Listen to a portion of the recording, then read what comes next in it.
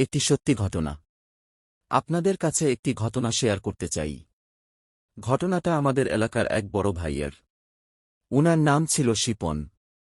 তার ঘটনাটা আমার কাছে খুব ভয়ানক লেগেছে, তাই আপনাদের কাছে আমার এই মেইল। শিপন ভাই আমাদের কাছে ঘটনাটা যেভাবে বলেছিলেন, আমি ঠিক সেইভাবে আপনাদের সামনে তুলে ধরলাম। 7-8 বছর আগের ঘটনা। আমরা তখন চট্টগ্রাম পুরনো রেল স্টেশনে এর পাশে থাকতাম। আমি তখন পুরো মাদকাসক্ত ছিলাম। প্রতিদিন রাতে বন্ধুদের সাথে রেল লাইনে আড্ডা দিয়ে মদ, গাঁজা, হিরোইন খেতাম।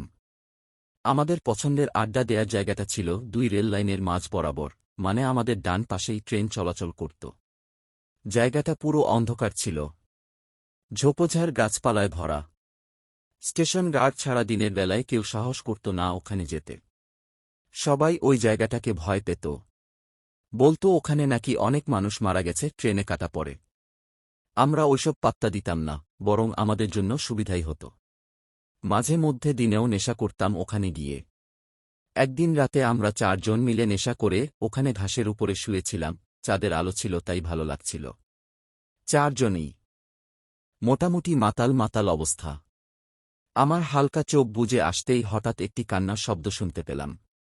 আমি উঠে দেখলাম আমাদের থেকে প্রায় 3-0 হাত দূরে ছোট একটি বাচ্চা রেললাইনের উপরে শুয়ে আছে আর কান্না করছে। আমি এই দৃশ্য দেখে ভয় পেয়ে গেলাম। আশেপাশে কোনো ঘরবাড়ি ও নেই যে বাচ্চাটা ওখান থেকে আসবে। তারপর আমি বন্ধুদের ডাকতে লাগলাম, কিন্তু আমার বন্ধুরা উঠল না। ঘড়ি দেখলাম, তখন বাজে রাত 3টা বেজে 4 মিনিট। প্রায় 2 মিনিট ধরে বাচ্চাটার কান্নার শব্দ শুনতে পেলাম। শব্দ বন্ধ হওয়ার পর বন্ধুদের জাগিয়ে সব খুলে বললাম। তারা বিশ্বাস করল না, বলল হয়তো বিড়াল টিড়াল হবে। আমিও বিষয়টাকে পাত্তা দিলাম না। তারপর প্রতিদিনকার মতো সবাই ফজরের আজান এর 1 ঘণ্টা আগে বাসায় চলে গেলাম। বিষয়টাকে পাত্তা না দেয়াটাই ছিল আমার জীবনের মস্ত বড় ভুল। কারণ এরপর দিন আমার জীবনে যে ভয়াবহ ঘটনাটা ঘটেছিল তা হয়তো আমার প্রাণটাই কেড়ে নিত আর ছিন্ন ভিন্ন করে দিত আমার এই দেহ। ঠিক এরপর দিন আমরা 4 জন মিলে আবারও সেখানে আড্ডা দেই। কার্ড খেলার পর আমরা প্রচুর পরিমাণে ড্রিঙ্কস করি। তারপর আমরা আগের মতো ওখানে শুয়ে পড়ি। ঠিক রাত 3টার দিকে বন্ধুরা আমাকে জাগিয়ে তুলল। বলল তাদের নাকি শরীর খারাপ লাগছে, 2 জন বমিও করেছে। তারা আমাকে বাসায় চলে যেতে বলল, তারাও চলে যাচ্ছে। কিন্তু ড্রিঙ্কস বেশি করাতে আমার পুরো মাথা ব্যথা এবং ঝিম ধরেছিল। আমি ঘুমের ঘোরে তাদের যেতে বললাম, কিন্তু ফ্রেন্ডরা আমাকে বারবার জাগিয়ে তুলতে লাগল, আর আমি বিরক্ত হয়ে তাদের যেতে বললাম আর শুয়ে পড়লাম। তারাও বিরক্ত হয়ে চলে গেল। তারা যাওয়ার কিছুক্ষণ পর হঠাৎ আমার ঘুম ভাঙল একটি মেয়ের কান্নার শব্দ শুনে।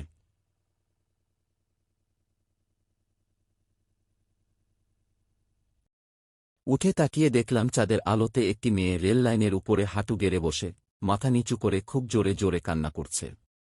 গতকাল ছোট বাচ্চাটা যেখানে ছিল ঠিক ওই জায়গাতেই মেয়েটা বসে আছে।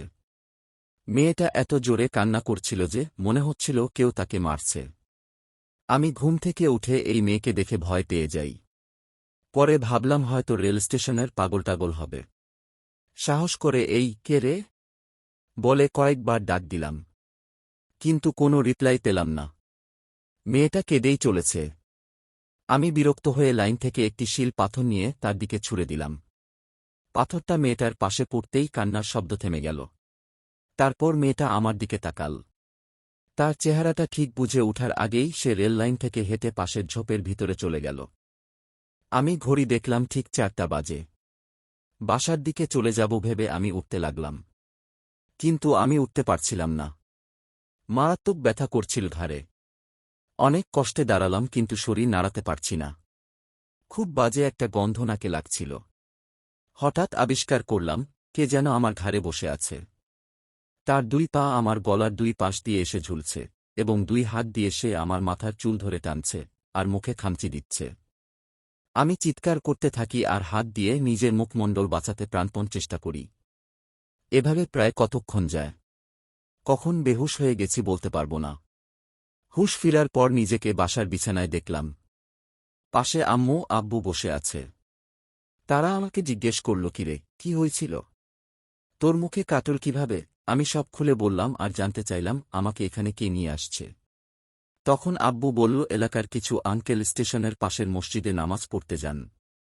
তারা লাইন ধরে হেঁটে আসছিলেন, হঠাৎ দূর থেকে লাইনের উপরে আমাকে দেখে তারা মনে করেছেন কোনো লাশ, হয়তো ট্রেনে কাটা পড়েছে। কিন্তু কাছে আসার পর আমাকে জীবিত পেয়ে তারা হাসপাতালে নিয়ে যান।